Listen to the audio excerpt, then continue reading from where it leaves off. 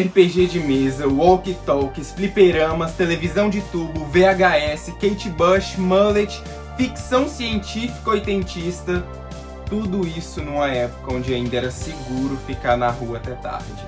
Stranger Things nos dá uma nostalgia tremenda, trazendo uma saudade de tempos que não voltam mais. Mas espera aí, você nasceu nos anos 2000!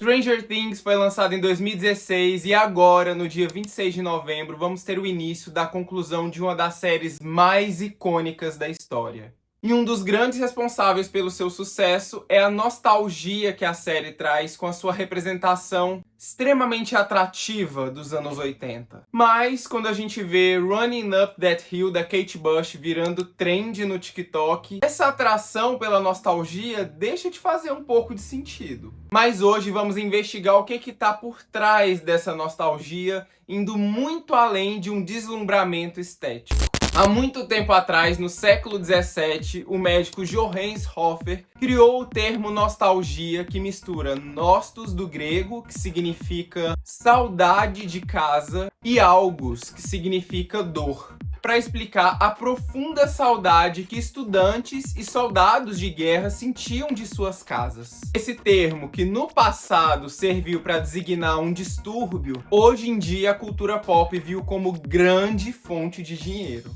Só que hoje, às vezes, a gente sente um tipo diferente de nostalgia que tem raiz na pesquisa de Felipe de Brigard, que defende a ideia que nós também podemos sentir nostalgia não por algo que já nos aconteceu ou que a gente viveu, mas sim por algo que a gente ansia ter vivido, causando o sentimento de anemoia.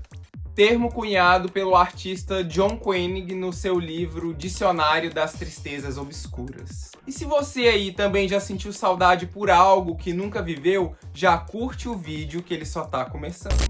Sabendo de tudo isso, os produtores de Stranger Things não hesitaram em construir um anos 80, onde tudo é colorido, estético, com um toque de música boa e neon, causando no telespectador não exatamente uma saudade de ter vivido os anos 80, mas sim de ter vivido aquilo que a série mostra pra gente como anos 80. Mas é aqui que as coisas ficam ainda mais interessantes. Porque a anemoia responde o que sentimos, mas não responde o porquê sentimos. Por que essa fuga para um passado imaginário é tão atraente? Por que não estamos criando futuros imaginários com a mesma força? Se a gente pensar um pouquinho, daria para emular uma realidade alternativa apenas com elementos da atualidade. Olha, para te responder tudo isso, eu te aviso que o buraco é bem mais embaixo. Então já se inscreve no canal antes que você tenha uma crise existencial.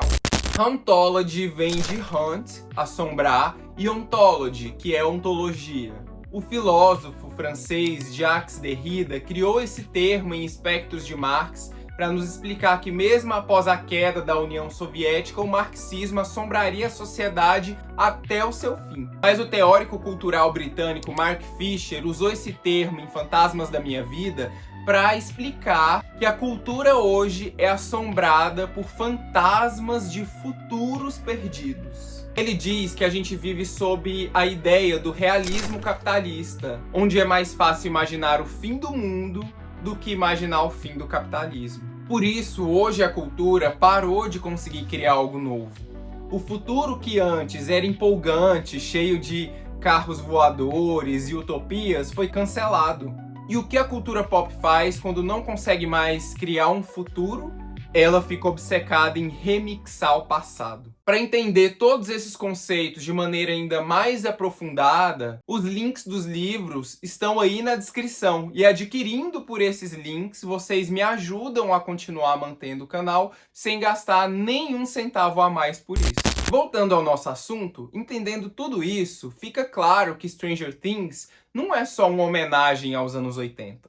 E a estética oitentista não é só uma tentativa de causar o sentimento de anemoia. Ela é, na verdade, um retrato do que a gente entendeu como Hauntology. Porque talvez os anos 80 e 90 foram o último momento cultural do Ocidente onde o futuro parecia possível e empolgante. A ficção científica dessa época era cheia de ideias novas. O sucesso de Stranger Things é a nossa cultura gritando que está estagnada. Estamos tão presos no fim da história que a única coisa que nos resta é ligar o Walkman, colocar Kate Bush pra tocar e ser assombrado por um passado onde as coisas, pelo menos na ficção, pareciam avançar. Então, quando você for assistir a 5ª temporada de Stranger Things e sentir aquela pontada de nostalgia, se pergunte: é saudade dos anos 80 que talvez você nem viveu? Ou é saudade de uma época onde futuros diferentes